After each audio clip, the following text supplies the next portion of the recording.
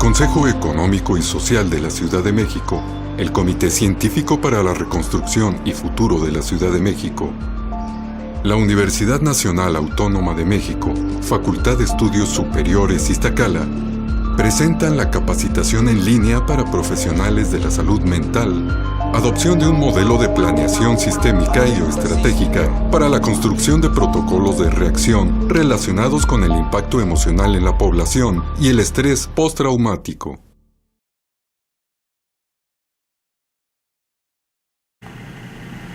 Gracias por acompañarnos. Estamos con el maestro Abner Soto González. Él es profesor de asignatura de la carrera de Psicología en la UNAM FES Iztacala, que junto con la maestra María Luisa Tavera Rodríguez y la maestra Maribel Sandoval Álvarez son coautores en el capítulo Los psicólogos mexicanos ante las situaciones de desastre, una revisión histórica.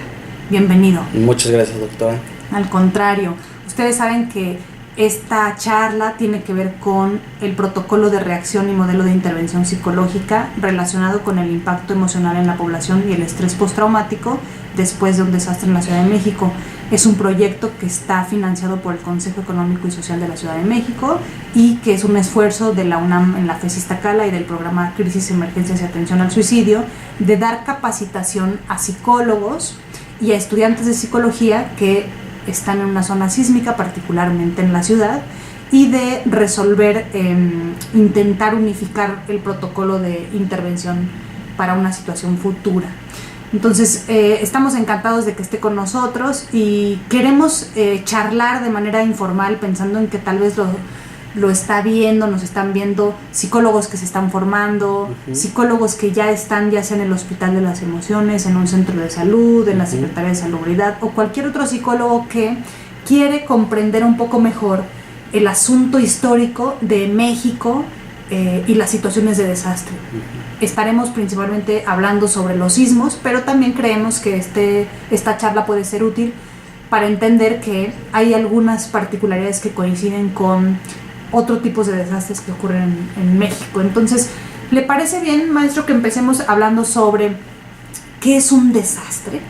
Sí, bien. Bueno, en realidad no existe una definición tan clara de lo que es un desastre, pero pudiéramos usar algunos sinónimos que pudieran referenciar a algunas personas como una desgracia, como una calamidad, y bueno, la que normalmente se utiliza o que es más frecuente es la de una catástrofe. Deberíamos de considerar que un desastre pues es un acontecimiento que no se prevé, que finalmente trae consigo o viene acompañado de pérdidas materiales, de pérdidas humanas en algunos de los casos, y obviamente pues heridos por las cuestiones de la situación. Y bueno, son situaciones que tendrían que ser manejados por procedimientos y recursos gubernamentales que en muchas de las ocasiones pues no son suficientes, y la intención de estos programas pues es dar respuesta inmediata, coordinada y efectiva para atender las necesidades que se están presentando en ese momento. Todo con la finalidad de tener un proceso de recuperación próximo, pero bueno, quizá todo dependa también de la zona, quizá de la organización civil, y bueno, de otros factores que quizá iremos platicando a lo largo de la entrevista. Y también entender que un desastre, pues hay un desastre natural y que también se puede diferenciar de un desastre humano.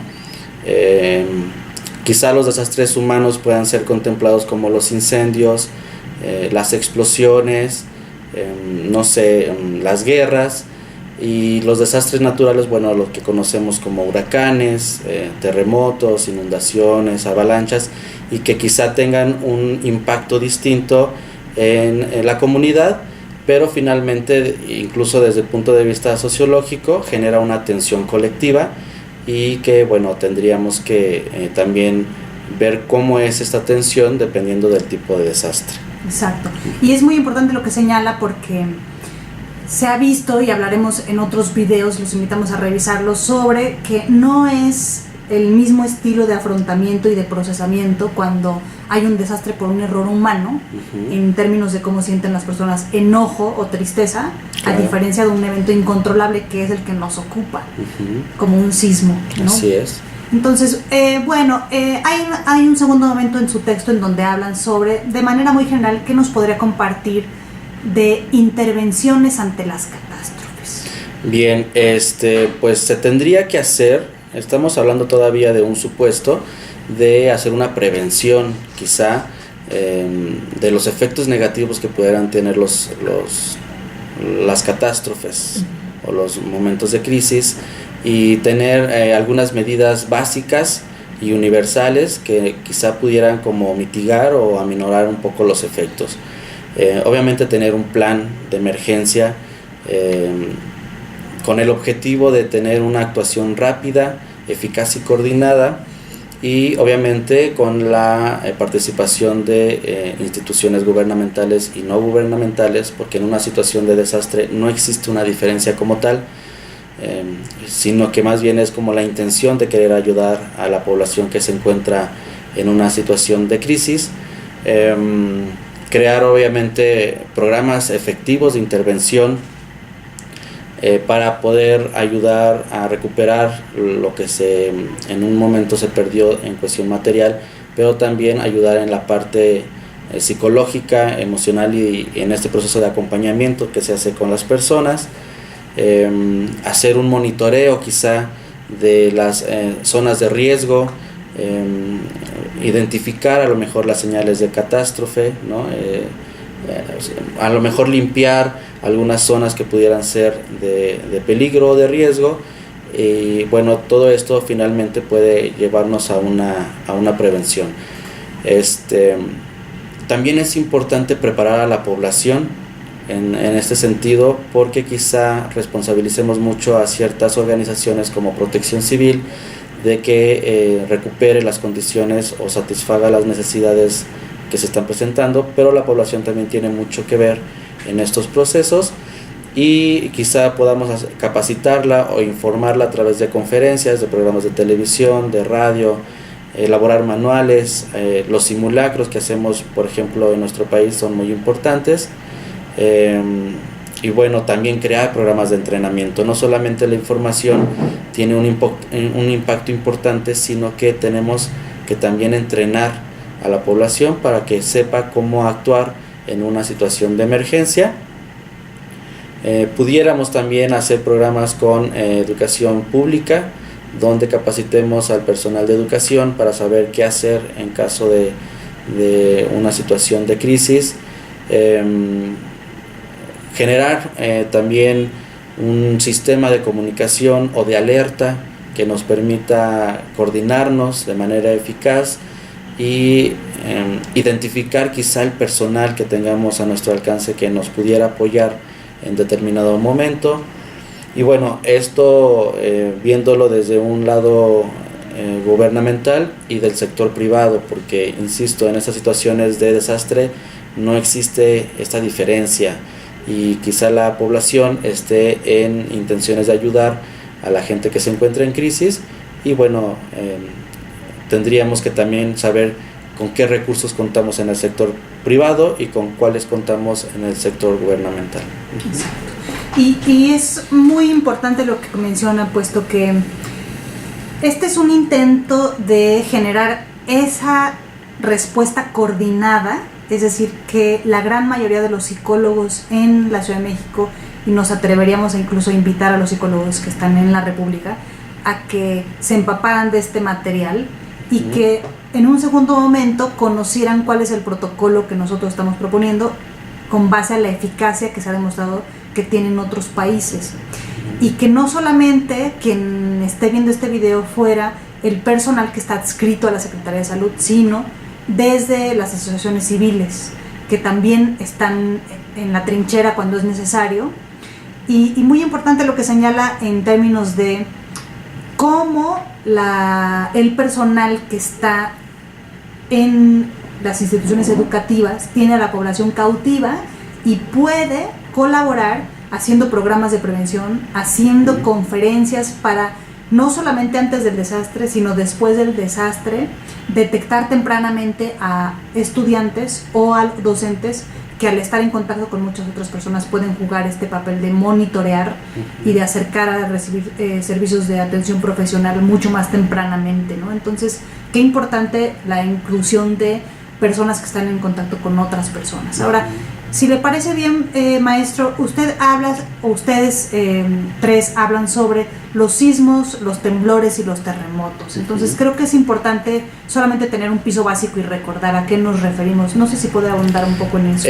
Sí, hay que hacer una diferencia importante en estas categorías, porque quizá cuando escuchemos estas tres categorías nos causa temor. Sin embargo, mucho depende de la escala que utilicemos, y el sismo y el temblor, pues bueno, son prácticamente sacudidas bruscas, pasajeras de la corteza terrestre, y que finalmente solamente es la liberación de energía de estas ondas sísmicas, que quizá no tenga como una repercusión importante en donde nos encontremos. Y el terremoto tendría que considerarse como incluso desplazamientos ya de la corteza terrestre, que sí generan un impacto importante en la zona y que se está calificando con una escala Richter, que es la que utilizamos como una escala universal, por arriba de 6. Entonces, una vez que ya contemplemos estos movimientos por arriba de 6 de la escala de Richter, sí pudiéramos estar contemplando que es un terremoto. Y bueno, esto ya trae consigo la catástrofe, como conocemos los maremotos, ¿no? O los tsunamis, la actividad volcánica, que también genera movimientos importantes en la corteza terrestre. Y creo que sí es importante porque hemos tenido gran cantidad de sismos en nuestro país, pero terremotos han sido muy contados, pero que finalmente han marcado la historia de nuestro contexto. Exacto. Y justo, si le parece bien, pues nos gustaría entonces que la parte más importante de su texto tiene que ver con esto, con hacer un recuento, especialmente para los jóvenes, de los terremotos que ha enfrentado la República Mexicana, y datos interesantes que podría usted, por favor, compartir con nosotros. Ok, bueno, tenemos 3 terremotos importantes, que incluso conocemos las fechas muy bien, que fue el 19 de septiembre de 1985, el 8 de septiembre del 2017, que fue el que percibimos hace un año, y un segundo sismo en este mismo año, que fue el 19 de septiembre. Me parece que esos son como los que tienen prioridad, pero bueno, han existido otros terremotos que tienen un impacto importante y que quizá no conozcamos. Por ejemplo, en el año de 1787, el 28 o 29 de marzo, no recuerdo exactamente el día, existió un terremoto de 8.6 que se le conoció como el tsunami de México, o el tsunami mexicano, y ese se presentó en Oaxaca. Normalmente se presentan en estas costas, y bueno, lo que provocó fueron inundaciones importantes que alcanzaron hasta 14 o más o menos 14-15 kilómetros de las costas de Oaxaca, y por eso se conoció como el tsunami mexicano. En ese entonces no había mucha población en este estado, por lo que no hubo como gravedad, no hubo muchos daños, no hubo situaciones importantes de trabajo civil, pero bueno, finalmente me parece que es importante tomarlo en la parte de la historia de los terremotos en México. También en 1957, en el mes de julio, tuvimos uno al sureste del estado de Guerrero, y con una magnitud de 7.8, que bueno, provocó la caída del monumento a la independencia, que se inauguró en 1910 con el presidente Porfirio Díaz. Y sí tuvo impacto en cuestión de nuestra población, porque se hizo una contabilidad aproximada de 700 personas fallecidas y 2.500 heridos. Entonces creo que es uno de los terremotos que sí tenemos que contemplar en la historia de México. Posteriormente se viene en 1985 el del 19 de septiembre, que fue uno de los que marcó la historia de los terremotos en nuestro país, a pesar de que fue más ligero que en 1787, pero que tuvo importantes características este sismo. se presenta en Michoacán. El epicentro parece que fue en Michoacán y hubo afectaciones gravísimas en la capital del país. Con algunos mencionan que hubo 5,000 personas fallecidas, algunos otros mencionan que hubo 10,000 personas fallecidas. Yo creo que por la cuestión de la magnitud no se pudo contabilizar bien esta situación. Hubieron 50,000 personas heridas aproximadamente, aproximadamente 770 estructuras se fueron destruidas o cayeron. Hubo pérdidas económicas importantes y bueno, las noticias y todas las redes que están ahora en internet pues nos pueden dar muestra de todo esto, porque ahora sí tenemos evidencia de lo que pasó, ya sea por programas de televisión, de radio, fotografías y demás, podemos dar cuenta de esto. Posteriormente vienen otros terremotos. En 1999, por ejemplo, hubieron 2 en el mes de junio y en el mes de septiembre también en las costas de Oaxaca, y estos tuvieron una escala de 7 y 7.5 aproximadamente en la escala de Richter, y bueno, hubo muy pocos muertos, 52 se contabilizaron en aquel entonces, y bueno, daños a infraestructura, pero no tuvo como gran relevancia. Algunos otros de 7.2 en el año 2010, por ejemplo, en Mexicali, donde hubo solamente 2 muertos, algunos lesionados, me parece que no excedieron la cantidad de 100, y bueno, daños a infraestructura no muy relevantes. En el 2012 en Guerrero se presenta uno de 7.5, y bueno, así podemos llegar hasta el año pasado, que tuvimos o presenciamos 2. El primero fue el del 8 de septiembre, que tuvo una magnitud de 8.2 y como sabemos tuvo implicaciones importantes en las costas de Chiapas y de Oaxaca, y bueno, ahí tuvimos también una cantidad importante de personas fallecidas y casi 1 millón de damnificados. Ahora sí podemos contemplar la población que existe en el estado de Oaxaca. Y posteriormente, no muy lejos a este terremoto, se presenta uno de 7.1 el 19 de septiembre en Morelos, y bueno, ahí sí tuvimos también daños importantes en la Ciudad de México, con casi 150 personas fallecidas y bueno, algunos heridos. Y como mencioné hace un momento, hemos presenciado otros sismos que no son tan importantes por la cuestión de la escala, pero que finalmente la Ciudad de México y nuestro país es un territorio muy sísmico y que hemos estado como constantemente enfrentándonos a este tipo de fenómenos. Y pero bueno, lo que les acabo de comentar pues son como los más relevantes y que nos han permitido quizá evolucionar o cambiar o modificar nuestra forma de organizarnos para presentarnos ante este tipo de situaciones. Así es. Pues muchas gracias, creo que es muy ilustrativo, como dice, recordar el riesgo sísmico que presentamos por estar en México, y de la importancia de reflexionar y de crear un programa, porque no se ha logrado, desafortunadamente, aunque ha habido muchas experiencias, intentar sistematizar o coordinar la ayuda. Y hablan en su texto justo sobre que los desastres tienen un impacto importante de manera, en lo emocional. Entonces nos gustaría que nos hablara un poco sobre este impacto viene con un desastre. Sí, bueno, el Instituto Nacional de Psiquiatría en su momento estudió a una población que estuvo en situación de desastre, y se encontró que casi el 32% de esta población estudiada, que fueron como 500 sujetos participantes, presentaba estrés postraumático. Y bueno, podemos considerar otro tipo de síntomas como la ansiedad generalizada ante algunas alarmas, ante algunos estímulos, depresión, ansiedad, estados de ánimo importantes que tienen características específicas. Y lo que encontró el Instituto Nacional de Psiquiatría es que normalmente son personas que se encuentran entre los 18 y los 65 años.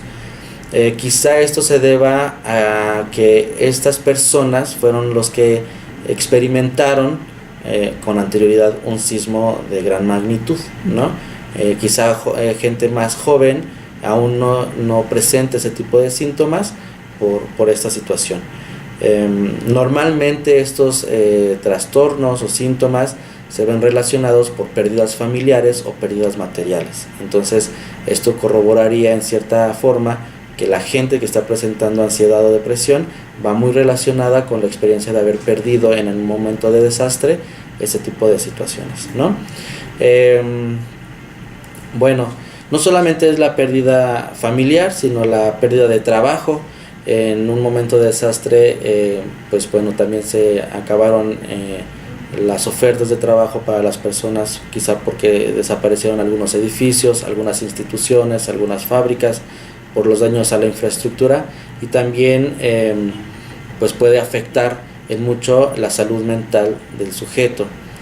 Si a esto agregamos también características particulares del individuo, pues bueno, podemos comprender también que tenemos que atender a la población que en algún momento ha experimentado un desastre. ¿Cuáles son estas características particulares del sujeto? Pues bueno, puede ser la personalidad, la edad, que también es importante, el género, sobre todo en el género femenino, pues podemos pensar que existe mayor impacto, nivel socioeconómico, nivel educativo, también son importantes, y bueno, si pertenecen a algún grupo minoritario. Bueno, ¿cómo funciona el apoyo en este tipo de personas? Pues con las redes de apoyo, o los apoyos colectivos o los apoyos sociales, que finalmente hacen intervenciones comunitarias, muchas veces altruistas, autogestivas por parte de la población. Y bueno, la resiliencia mucho tiene que ver en este proceso, porque no existe el personal de salud quizá suficiente o necesario en un momento de crisis que pueda subsanar estas situaciones, y bueno, la gente o la comunidad es la que se organiza para poder ayudar en cierta manera a la población. ¿Cómo procuramos un poco la salud mental de las personas? Pues bueno, tendríamos que pensar que pasan diferentes etapas. Por ejemplo, una de estas es el desorden, que es las conductas que se pueden presentar justo después de una situación de desastre. La negación, que también es una forma de mitigar o de subsanar un poquito el impacto que genera esta situación de desastre. También el abarrotamiento de ideas o de pensamientos que tenemos una vez que se presenta esta situación, que puede terminar en pesadillas, en dolores, principalmente de cabezas, en que regresen a nosotros una situación de el tipo flashback, ¿no? que nos pueden regresar y que pueden alterar un poco nuestros sentimientos y nuestras ideas. Imágenes que se pueden empezar a generar a partir de lo que se vivencia en esa situación, y bueno, terminar con un proceso de adaptación que quizá pueda durar algunos meses, incluso algunos años, y que finalmente pueda regresar alguna de estas experiencias o vivencias o trastornos al vivenciar algo similar, ¿no? Entonces tendríamos que pensar que el sujeto pues quizá pueda superar el momento del desastre, pero no al 100%, y requiera de un apoyo, de un acompañamiento. Son algunas situaciones que pueden presentarse ante situaciones de desastre, y creo que tendríamos que pensar cuál es como la labor que tenemos el personal de salud, cómo tendríamos que trabajar con la comunidad, porque quizá estas situaciones no las tengamos o no puedan ser predecibles, y que quizá tampoco sepamos qué hacer, y para eso tendríamos que prepararnos un poco y dar u ofertar un servicio de calidad a las personas. Gracias, maestro. Pues señala aspectos medulares en términos, por ejemplo, de proponer hacer un tamizaje. Parece ser que entonces tendríamos que estar más atentos a aquellas personas que se enfrentan a más retos, por ejemplo, las minorías, las mujeres, el asunto de estar atentos a los grupos por edad que tienen mayor riesgo.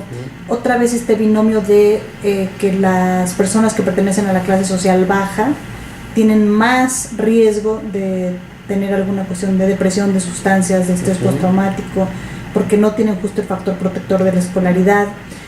Señala también muy interesante sobre el asunto de que no solamente es el terremoto, sino las pérdidas asociadas después, el empleo, la familia, de cómo todos tendríamos que construir esta cultura de salud mental y este apoyo, porque si calculamos el número de psicólogos que hay por kilómetro cuadrado, de psiquiatras, pues encontramos que hay falta muy importante de personal de salud y que si pudiéramos acercar este tipo de clases, de videos, de capacitaciones a los profesionales que están en formación o inclusive a los no profesionales de la salud que podrían tener información general y saber que la gran mayoría de las personas va a salir adelante, pero hay un grupo importante, hasta del 30%, o sea, el artículo que ustedes citan, que va a tener dificultades y que pueden tomar mucho tiempo, y que lo que se ha visto, que generalmente en México siempre presumimos y estamos muy orgullosos de que sabemos construir red de apoyo, que ante las crisis somos buenos y somos solidarios, pero que va a haber un grupo de personas que puede ser por una cuestión de género o porque se han demostrado así en los estudios que hay cierta vulnerabilidad, que empiezan a presentar más que ansiedad síntomas físicos, ¿no? Entonces usted señalaba cómo hay personas que puede que no estén ansiosas, pero que más bien dicen me duele mucho la cabeza y no logran tener contacto con sus emociones. Entonces ya nos va dando usted muchos elementos sobre, cuando hablemos en otros videos sobre intervención, a qué tendríamos que estar atentos. Y si le parece bien, maestro, quisiéramos terminar esta charla con un poco de la parte final de su capítulo, que habla sobre qué pasa con los psicólogos mexicanos ante los desastres, cuáles han sido las experiencias, y si le parece bien que usted nos ayudará cerrando esta charla platicando sobre cuáles serían las líneas de acción. Ya nos adelantaba que sería importante estar más coordinados, que hacer más prevención, pero no sé si nos podría compartir un poco sobre esta última parte de su texto, en donde describe un poco más este papel que tienen los psicólogos en particular. Ok, yo mencionaba hace un momento que nos falta coordinarnos un poco, porque a partir del terremoto del 85 nos dimos cuenta que la reacción del gobierno fue prácticamente nula, incluso los trabajos que se llevaron a cabo por parte de los psicólogos fue como una labor altruista, donde hubo organización por parte de las universidades, por parte de la gente que estaba como muy cercana a la cuestión del desastre, y quizá ahí fue donde empezamos a intervenir, y que además se empezó a considerar la salud mental como parte integral del sector de salud, ¿no? La reacción casi nula del gobierno también refleja que el único que quizá esté como más interesado en esta situación es Protección Civil, para poder rescatar o buscar a parientes, amigos, y poder ayudar en lo que sea posible. Pero el psicólogo en este entonces no era tan tomado en cuenta, o quizás sí, pero con una labor distinta a las funciones que quizá el psicólogo pudiera desempeñar. Había una organización sin orden. Quizá en el 2017, hace un año, también no fuimos tan ordenados en esta situación y quisimos apoyar los psicólogos como pudimos. Algunos grupos de estudiantes que ya se encontraban en la práctica o en el servicio social, que ya tenían un poquito de experiencia de labor, fueron coordinados por profesores y que se fueron a hacer labor a las áreas de riesgo. Algunas otras universidades, por ejemplo la Facultad de Medicina, también hizo su labor en este sentido, ofreciendo servicio médico gratuito, y bueno, otras organizaciones civiles, por ejemplo escuelas o iglesias, que también se sumaron al apoyo, dando víveres, equipos si es que se tenía, ofrecerlo, dar comida, ropa, albergues temporales. Y bueno, cuando surge el terremoto del 85, son solamente aproximadamente 2,000 psicólogos o psiquiatras quienes estuvieron en juego, o quienes estuvieron participando en las labores de rescate, de apoyo, de solidaridad.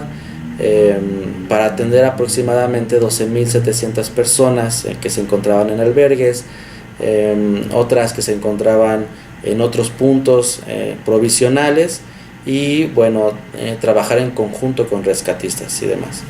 Pero no existe un plan de trabajo que nos diga qué debemos de hacer como psicólogos. Pero por ejemplo, el IMSS creó un programa, pero estos programas solamente favorecían a los derechohabientes y no podían generalizarse a la población que quizá requeriría del servicio. Y bueno, pues obviamente se atendían a las personas que estaban damnificadas y a quienes presentaban psicopatologías agudas.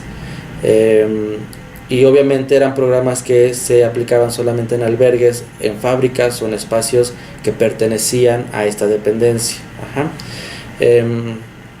Tendríamos que pensar en generar un programa de atención preventiva no solamente específico del IMSS, sino que también nos permitiera capacitar al personal de salud, algunos otros supervisores que nos den respuestas colectivas ante situaciones de desastre, que podamos trabajar un duelo que puede ser individual o que pueda ser colectivo también, y que nos dé además herramientas, estrategias o técnicas para poder intervenir en crisis.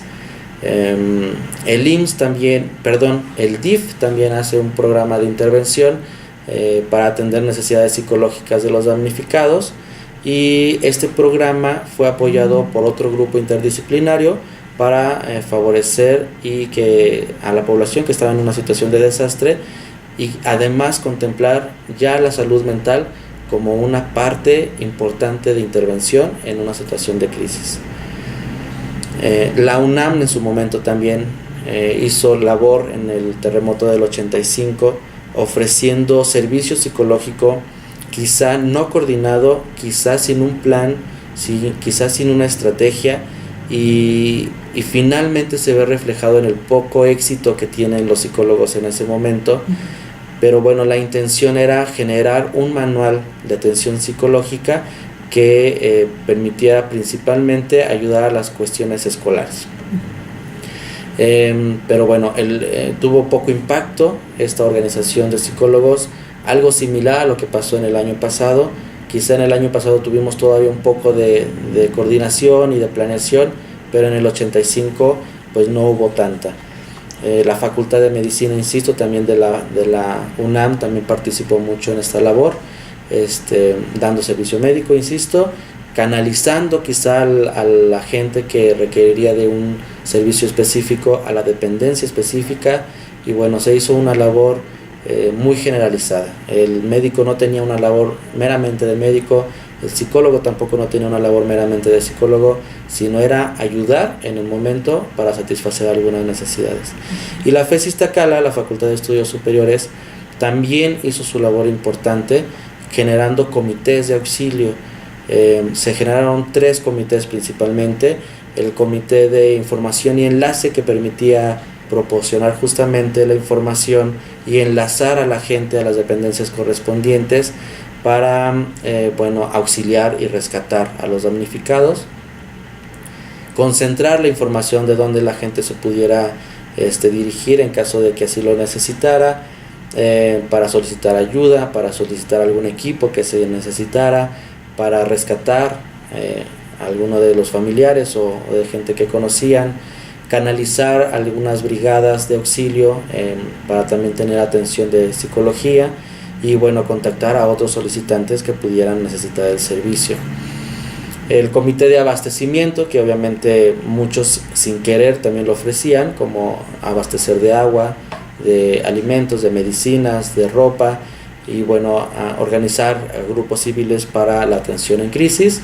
Y la asesoría psicológica, que es la que nos correspondería un poco en este sentido, que fueron grupos que se organizaron de profesores que hicieron un colectivo de estudiantes que ya se encontraban en asignaturas prácticas, sobre todo de desarrollo y educación, de psicología clínica, de educación especial y rehabilitación, de psicología social aplicada, que ya tenían como un contacto con la población y que ya tenían un poquito de experiencia para hacer lo que ahora conocemos, o lo que fue muy sonado, de los primeros auxilios psicológicos.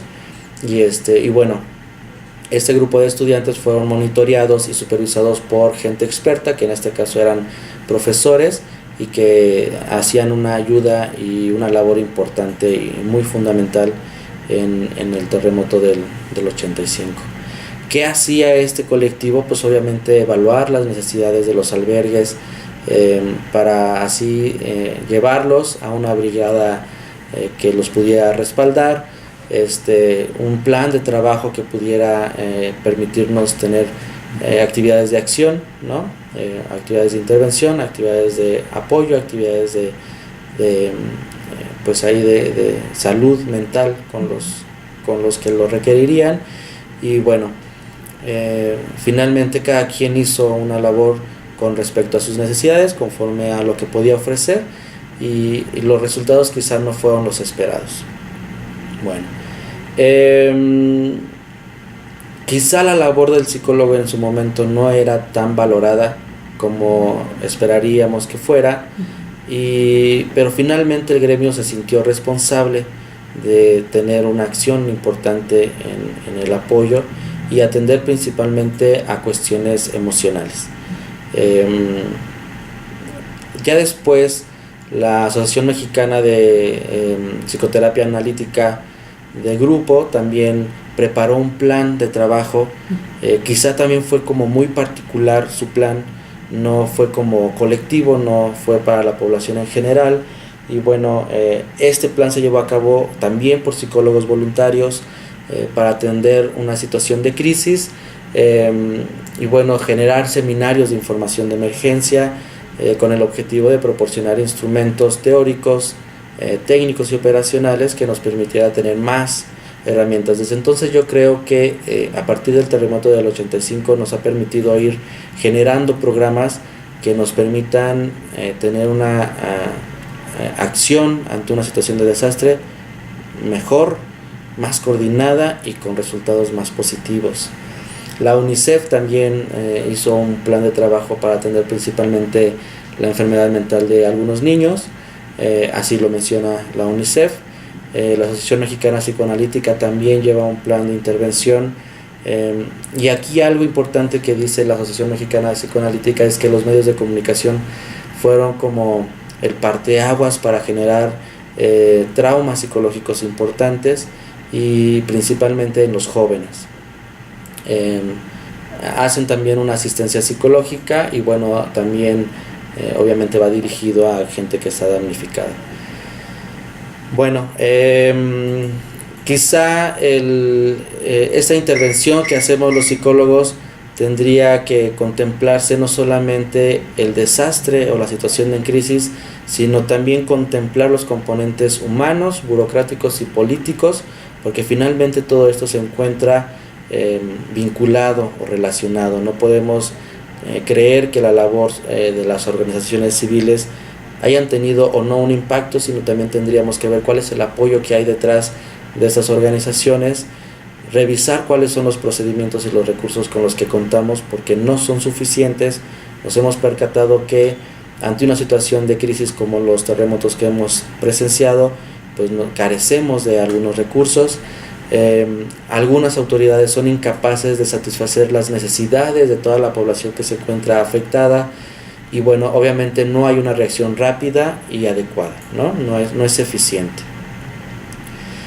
Algunos autores, por ejemplo Myers, dice que necesitamos definir o especificar cuáles van a ser los roles que tenemos el personal, no solamente de salud, sino el personal de las organizaciones gubernamentales y del sector público, cuáles van a ser nuestras responsabilidades, cuál va a ser nuestro actuar en un momento de crisis, cuáles son los recursos con los que contamos, y bueno, obviamente con todo esto para ver cuál es como el rescate que podemos hacer de la población y la reconstrucción de la situación, ¿no? La psiquiatría y la psicología se integró a los planes de intervención en crisis, porque nos dimos cuenta que es una situación de salud pública y entonces ahora sí nos toman más en cuenta, consideran que la labor del psicólogo y que del psiquiatra son importantes, con el objetivo obviamente de pues tener una intervención en crisis adecuada y obviamente hacer una prevención, porque ya no solamente nos consideran como qué va a ser después del desastre, sino también cómo podemos prevenir algunas situaciones y obviamente también cómo actuar después de la situación de desastre. Por ejemplo, en el año pasado, con los sismos del 7 y del 19 de septiembre, el Instituto Nacional de Psiquiatría fue comisionado, la institución Ramón de la Fuente Muñiz, fue comisionado para la atención de la salud mental, que permitiera integrar a diferentes sectores de la sociedad por una cuestión de desastre. Y bueno, eso también en conjunto con las acciones que hace la Secretaría de Salud, porque consideramos que ahora son parte fundamental de esa labor de rescate comunitaria y general. ¿Cuáles tendrían que ser los objetivos de los nuevos programas que tendríamos que diseñar? Pues obviamente, primero, detectar cuál es la situación de desastre y cuáles son las necesidades de salud mental que se tienen que cubrir, organizar a la población, coordinar a la población, dar una respuesta a la sociedad civil y mejorar las atenciones de las necesidades. Participaron en el año pasado algunas instituciones como CEDESA, la Agencia de Protección Sanitaria, Servicios de Salud Pública, para trabajar en conjunto y tener mejores resultados, tener un plan de intervención integral que no solamente contemplara la salud mental, sino también médica y sanitaria. Y participaron diferentes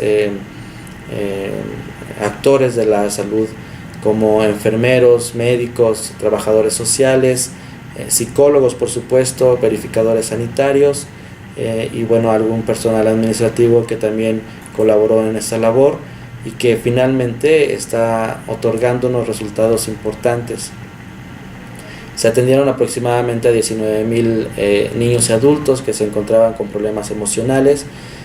Hubieron aproximadamente 2,100 brigadas de atención médica integral, 22 carpas de atención en las diferentes delegaciones de la Ciudad de México, ofertando diferentes servicios. Y bueno, ¿de dónde surge la idea de capacitarnos mejor y de generar mejores programas? Pues obviamente de esta labor más bien de esta situación de no contemplarnos como importantes en el proceso de recuperación de la población, porque algunos de los programas, a pesar de que se implementaron, fueron ignorados, fueron obstaculizados, fueron ridiculizados en algún momento, y bueno, la idea es que las instituciones nos puedan contemplar como parte fundamental de la reconstrucción de nuestra sociedad en una situación de terremoto principalmente.